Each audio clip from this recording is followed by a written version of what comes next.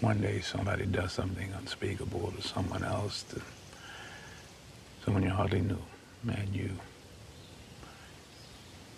do something about it because you can. Because it's who you are. And you've always been. This story comes to us from NBC Los Angeles. And it's out of Big Bear, California, this story, which is San Bernardino County. Now, I'm going to give you this one, and I kind of want to point out something. See what happens to this guy. I want to point out something. A kidnapped 17-year-old girl teenager was raped as she was held for 6 days at a Big Bear Lake area home before she escaped from a locked vehicle, according to the San Bernardino County Sheriff's Department. Now, this teenager was picked up March 1st by 26-year-old Zachary DeRusso, who drove her to his home and asked for sex, according to the Sheriff's Department. When she refused, she was held at the residence for 6 days, and during that time, she was given little food, little water. She was forced to drink alcohol and raped. Now, DeRusso forced the victim to drive to work with him, where she was held inside of his locked vehicle, the department says in a statement.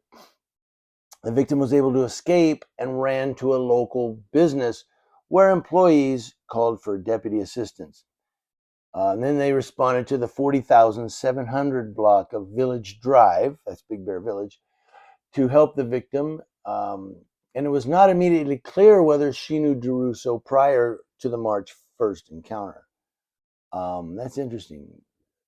She's 17, and I mean, she went to his home with him. It's weird. I'm not blaming her. I'm just saying it's interesting. She must have knew him somehow, maybe. But DeRusso was later found at his home in Sugarloaf, which is on the east end of Big Bear area. Actually, Sugarloaf, you go through Sugarloaf and keep coming down Highway 38, you'll come into Yucaipa. Now, DeRusso was found at his home in Sugarloaf and arrested. He was charged with 1 count of felony unlawful sex with a minor, the county prosecutor's office said. Also, the investigation is ongoing. I saw somewhere, maybe it wasn't this story, I think it was the Instagram story. They also might be charging him with kidnapping and a couple of other charges, but definitely kidnapping and sexual assault and unlawful sex with a minor. But court records indicated that he pled not guilty. His court date is scheduled for March 18th, which is Monday coming up, the same day that I'm going to change the name of this channel, and you'll see what it is. But jail records indicated, listen to this, jail records indicated that DeRusso was released from custody on bail. And there it is. I wanted to bring it up. Hate to do it again, but I'm going to bring it up. The Justice 8. Well, the Justice 7, because one of them's out.